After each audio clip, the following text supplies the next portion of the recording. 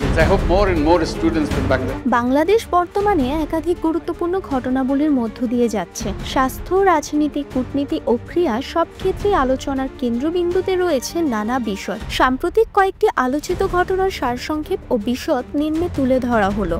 ডেঙ্গুর প্রকোপ বেড়েছে, মৃত্যুর সংখ্যা শতাধিক। 2025 সালে বাংলাদেশের ডেঙ্গু পরিস্থিতি উদ্বেগজনক পর্যায়ে পৌঁছেছে। সরকারি তথ্য অনুযায়ী এবছর এখন পর্যন্ত 24,000-এর বেশি রোগী শনাক্ত হয়েছে এবং মৃত্যুর হার 101-এ পৌঁছেছে। শুধু আগস্ট মাসেই মারা গেছেন 19 জন। চিকিৎসকরা জানিয়েছেন আক্রান্তের সংখ্যা ও মৃত্যু হার সেপ্টেম্বরের দিকে আরও বাড়তে পারে। বিশেষজ্ঞরা হাসপাতালের প্রস্তুতি বাড়ানোর উপর জোর দিচ্ছেন। প্রাক্তন যুক্তরাজ্য মন্ত্রী ও বাংলাদেশি বংশোদ্ভূত টিউলিপ সিদ্দিকের বিরুদ্ধে দুর্নীতির অভিযোগে ঢাকায় সাক্ষ্য গ্রহণ শুরু হয়েছে। অভিযোগে বলা হয়েছে তিনি তার রাজনৈতিক প্রভাব ব্যবহার করে রাজধানীর পূর্বাচল প্রকল্পে অবৈধভাবে জমি আদায় করেছেন, যা তার মাসি শেখ হাসিনা ও পরিবারের অন্যান্য সদস্যদের স্বার্থে ব্যবহৃত হয়েছে। টিউলিপ বর্তমানে বিচার প্রক্রিয়ায় অনুপস্থিত এবং যুক্তরাজ্যে অবস্থান করছেন।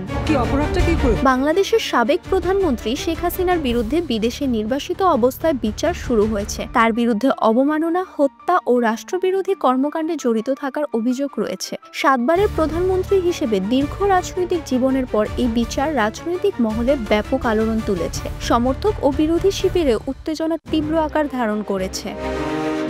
দেশের ক্রিকেটের দুর্নীতি ও ম্যাচ ফিক্সিং এর অভিযোগ কাটাতে বাংলাদেশ ক্রিকেট বোর্ড বড় পদক্ষেপ নিয়েছে। আইসিসির অ্যান্টি কারাপশন ইউনিটের সাবেক প্রধান অ্যালেক্স মার্শালকে বিশেষ পরামর্শক হিসেবে নিয়োগ দেওয়া হয়েছে। বিসিবি আশা করছে এই উদ্যোগে ক্রিকেটের সুনাম পুনরুদ্ধার হবে এবং খেলোয়াড়দের মধ্যে শৃঙ্খলা ফিরবে।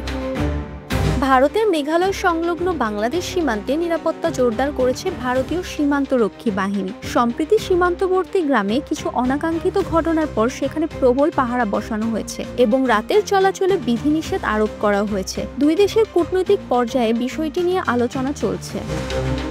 স্বাস্থ্য খাতের সংকট, রাজনৈতিক বিচার প্রক্রিয়া, ছাত্র আন্দোলন, ক্রীড়াক্ষেত্র সংস্কার ও সীমান্ত নিরাপত্তা সব মিলিয়ে বাংলাদেশ এখন বহুমুখী চ্যালেঞ্জের মুখোমুখি। প্রতিটি ক্ষেত্রে সঠিক নীতি ও সময়োপযোগী পদক্ষেপ গ্রহণ দেশের স্থিতিশীলতা ও উন্নয়নের জন্য অপরিহার্য।